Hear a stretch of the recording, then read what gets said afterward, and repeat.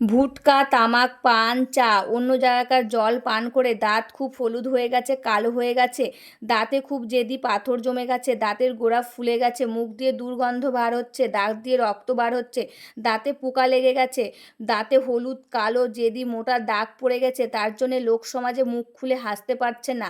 আজকের এই দুর্দান্ত রেমেডিটা একবার ব্যবহার করে দেখুন। একবার ব্যবহার করলে দাঁতের সকল সমস্যা দূর হবে, লোক সমাজে মুখ খুলে হাসতে পারবেন এবং একবার ব্যবহার করলে বুঝতে পারবেন এই রেমেডিটা দাঁতগুলো হয়ে যাবে মুক্তের মতন সাদা, ধবধবে ফর্সা, কাচের মতন চকচকে।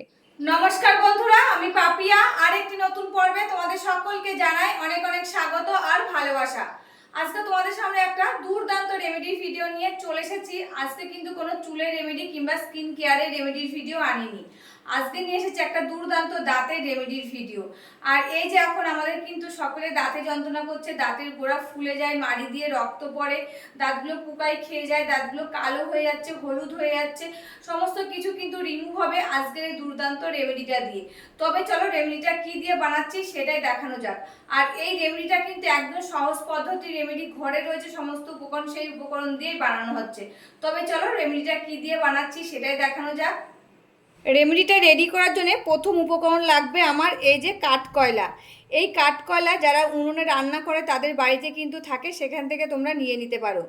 আর এই যে আমি এখানে খানিকটা কাঠকয়লা নিয়ে নিয়েছি, আর নিয়েছি এই যে একটা ছোট হেমন্দাস্তা, এর মধ্যে দিয়ে কাঠকয়লাটা আমি গুঁড়ো করে নেব। আগেকার দিনে কিন্তু ঠাকুমারা এই কাঠকয়লা দিয়ে দাঁত মাজতো, তাদের দাঁতগুলো কিন্তু এখনও খুব ভালো রয়েছে এবং চকচকে রয়েছে।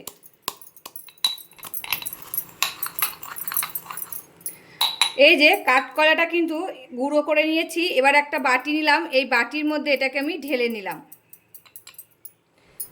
তা দেখো বেশ খানিকটা কিন্তু আমি বানিয়ে নিয়েছি। এতটা কিন্তু বানাবো না, আমি কিছুটা রেখে দেব, আবার অন্য দিন করব। আর কিছুটা কিন্তু এর মধ্যে নিয়ে নিচ্ছি আমি।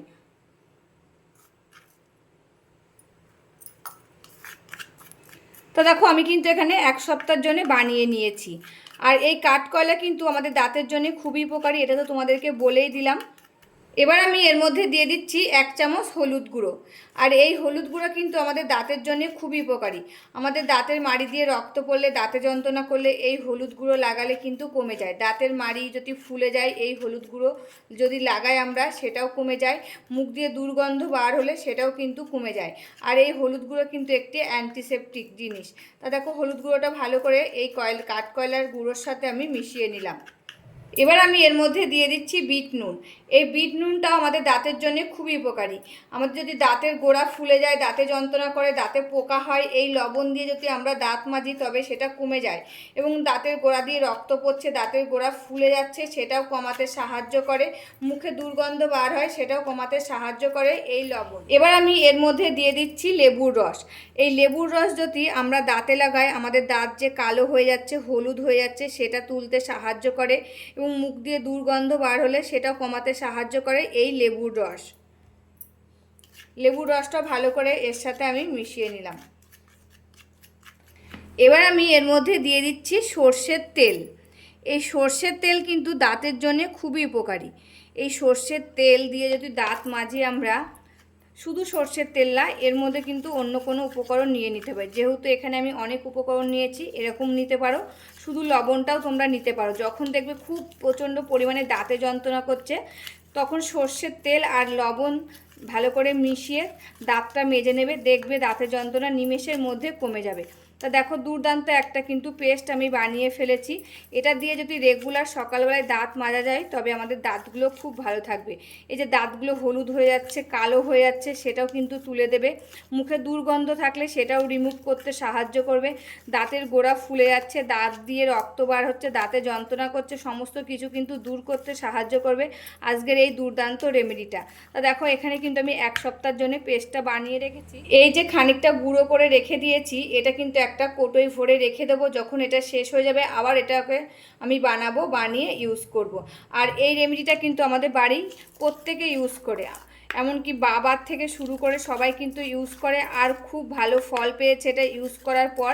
তারপরে কিন্তু তোমাদের সাথে আমি শেয়ার করছি, তোমরাও এই রেমেডিটা ইউজ করে দেখো, খুব ভালো ফল পাবে। যাদের প্রচণ্ড দাঁতে যন্ত্রণা করছে, দাঁতের গোড়া ফুলে যাচ্ছে, রক্ত বাড়াচ্ছে, দাঁতগুলো হলুদ হয়ে গেছে, কালো হয়ে গেছে, লোক সমাজে বার করতে পারছেন না, তারা একবার ইউজ করে দেখুন, খুব ভালো ফল পাবে।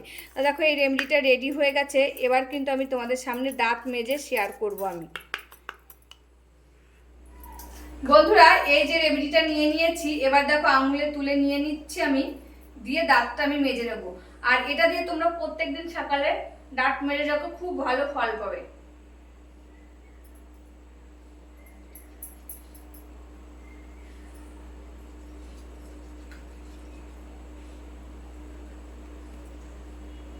ভালো করে 2 থেকে 3 মিনিট কিন্তু ঘষে ঘষে নিতে হবে, দেখবে তারপরে মুখটা ধুয়ে আসবে, মুখের ভিতরে দেখবে একদম ফ্রেশ লাগছে, মুখ দিয়ে একটা দুর্গন্ধ বার হতো সেটাও বার হবে না। এই যে দাঁতের গোড়ায় কালো কালো হয়ে গেছে, হলুদ হয়ে গেছে, সমস্ত কিছু কিন্তু উঠে একদম দাঁতটা পরিষ্কার হয়ে যাবে।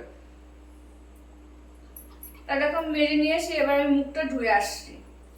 বন্ধুরা দেখো দাঁতটা ধুয়ে চলে এসেছি আমি, আর এই যে আমার দাঁতের গোড়ায় গোড়ায় কালো কালো ছিল সেগুলো কিন্তু উঠে গেছে। আমি একদম আয়না দিয়ে দেখে আসলাম, এই দাঁতের গোড়ায় কালো কালো ছিল সেগুলো উঠে গেছে একদম।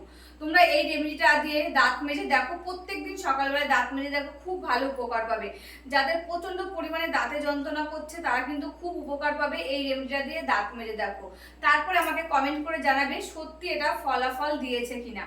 তবে এই রেমেডিটা কেমন লাগলো অবশ্যই কিন্তু কমেন্ট করে জানাবে।